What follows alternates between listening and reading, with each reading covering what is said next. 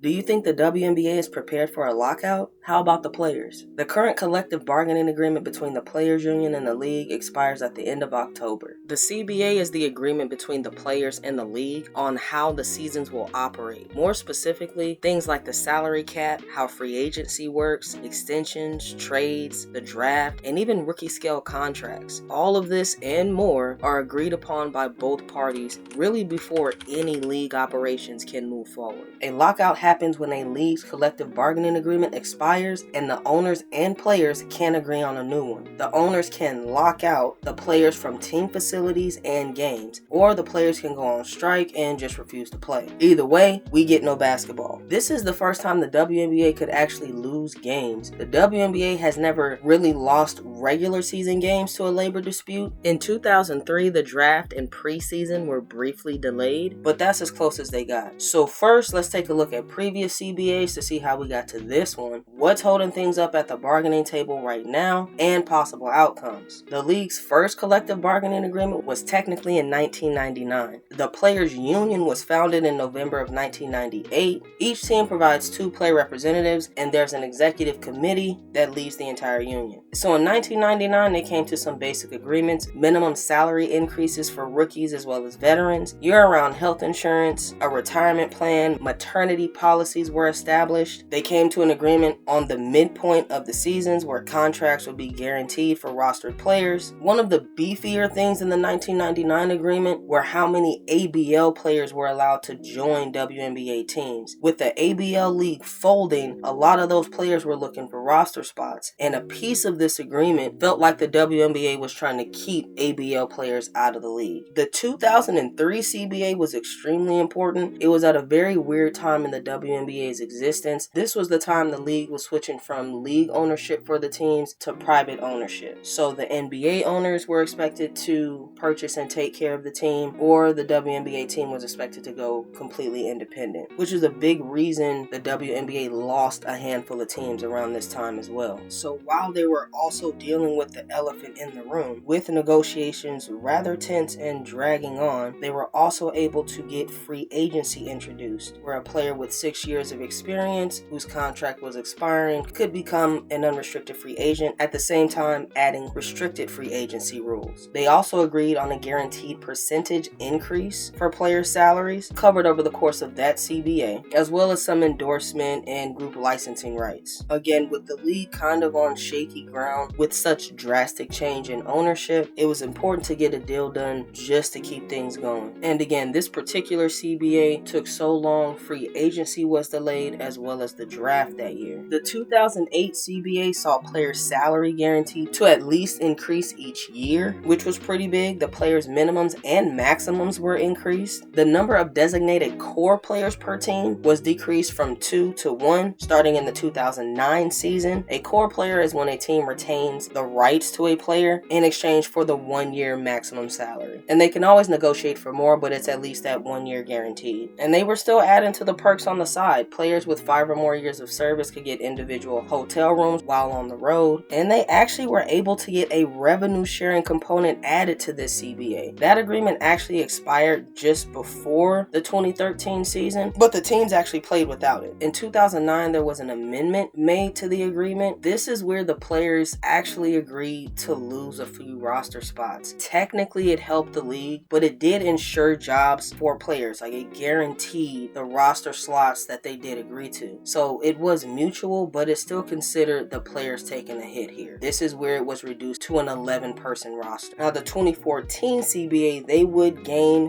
1 additional roster spots. They would go to 12 players, but they wouldn't get that 13th spot back. This negotiation did delay free agency as well as preseason. This was another instance that showed how high tensions were between the players and the league. This wasn't necessarily an agreement where a lot of ground was made for the players, but they planted a lot of seeds that would actually be nurtured over the years in preparation for the 2020 CBA. So really the biggest thing they got from the 2014 CBA was getting that additional roster spot and setting the stage for the 2020 CBA. 2020 saw them get even more enhanced enhanced travel standard. They got expanded career development opportunities, new child care, maternity and progressive family planning benefits, able to get the prize money increase for things like the All-Star Game and season awards, as well as getting another decrease in the number of times a player can receive the core designation, which basically just affects how a specific player approaches free agency and how a team would handle their salary cap. This one was considered a very big win for the players. Again, they signed it for an 8-year run, only opting out of the agreement after the big boom from Angel Reese and Caitlin Clark. So along with everything else they've been fighting for along the years, they're wanting an appropriate percentage of what's being brought in from this league when they are the product being shown to the fans. So looking back, you can see the WNBA has never lost regular season games, but negotiations have caused delays to free agency, the draft, and sometimes the preseason games. The players opted out of the current CBA back in October of 2024. They didn't have to do that. The deal was supposed to run through 2027, but opting out means they're able to negotiate now while the league is super hot. The problem is, according to the players, the league is showing a lack of urgency in the negotiations. They only have until the 31st. So what are the players asking for that's keeping negotiations so stalled? It really comes down to one word: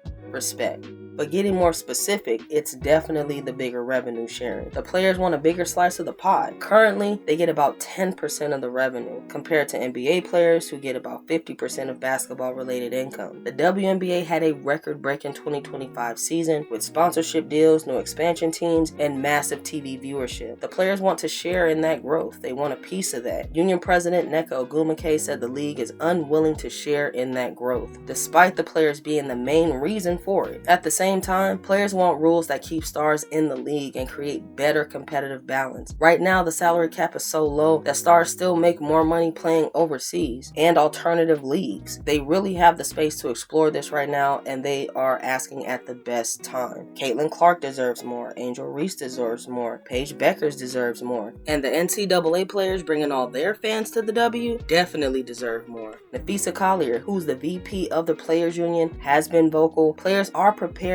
for any possibility right now, including a lockout. But honestly, the league cannot afford this right now. They're still trying to pay bills. Their hands are tied by the NBA. And looking at it from their perspective, it's not really all that black and white. Financially speaking, the WNBA has historically lost money. The NBA has subsidized it over the years, and the leagues argue they can't share 50% of revenue like the NBA does because the financial situation is completely different. They'll use expansion fees, TV deals, and growing sponsorships as investments to the future, not current profits to be shared. The league wants to lock in a deal that doesn't financially cripple them if viewership dips. Watching what happened in 2025, the Caitlin Clark effect brought record numbers, but what happened when she got hurt? What would have happened to playoff viewership if the Fever went down early or didn't make it to the playoffs at all? So the league is definitely trying to come at it from their leverage. They're betting that players need the WNBA more than the WNBA needs an individual player. And they're betting the players blink first. Unfortunately for the league, the players have options now. Something like Unrivaled pays better. International leagues pay better. And if you shut down the WNBA for even one season, you risk losing the momentum that took over 25 years to build. The pressure's never really been this bad to get this close to a lockout. The attention the players have right now from their fans and really other leagues is what adds to this potential lockout. Looking back at it realistically, if there was a lockout back in 2003 or 2009 or 2014, they didn't have enough attention to where the fans would care. There would have been a lockout and the league would have been over and everyone just would have moved on with their lives. So what could possibly happen come the 31st? Well, option one is just an extension. They could agree to extend the current CBA temporarily while negotiations continue. This happened back in 2019 for the 2020 negotiations. This is most likely the scenario because it prevents a work stoppage, but it still puts pressure on the deal to be done. The second option is a lockout or a strike. If no extension is agreed to, the players would have to vote to authorize a strike, or the owners owners would vote to lock them out, but that would essentially mean no 2026 season or a very delayed start. Players would just commit to go overseas or play an unrivaled or unlimited. Honestly, casual fans would lose interest over the months. Eventually, sponsors get nervous and start to walk away, and really the overall momentum just dies. And then the last option is just someone blinks. A deal gets done in the 11th hour, but given where negotiations are right now, it would have to be a major concession by one side, and that's very unlikely to happen. But the biggest piece of leverage the players probably have right now are the expansion teams. Portland and Toronto are joining the league in 2026. There's supposed to be an expansion draft in December of 2025. If there's no CBA in place, how exactly do they get this to happen? The league needs a deal to move forward with the expansion, and the players know this. And honestly, they've been known this. Right now, over 100 players will be free agents in 2026. We're talking Asia Wilson, Breanna Stewart, Jackie Young, Jewel Lloyd. Now, players like Caitlin Clark, Angel Reese, and Aaliyah Boston are still finishing out their rookie contracts, but even they know they'll be affected by this CBA coming into the contracts they sign after their rookie deals. Players coordinated to all become free agents at the same time, yes, for the increase in money, but also to maximize that bargaining power at the CBA table. So negotiations are ongoing. Players say they're ready to strike. The league is reportedly showing that lack of interest. Honestly, I think they'll agree to an extension to avoid what a lockout would look like, but the extension will probably be very short with a hard deadline, and it'll put the pressure on to get a deal done, probably with more pressure on the league than the players. And it's almost like everybody knows that but the league. And if they push the issue, we really might have a lockout. The players have more options to wait this out. They have unrivaled, they have international leagues, they have unlimited, they have the attention of the fans. If the WNBA locks out its players right now, and probably one of their best seasons in league history, it's not really a strategy, it's sabotage. So what do we think? Will the WNBA avoid a lockout, or are we about to watch them destroy their own golden age?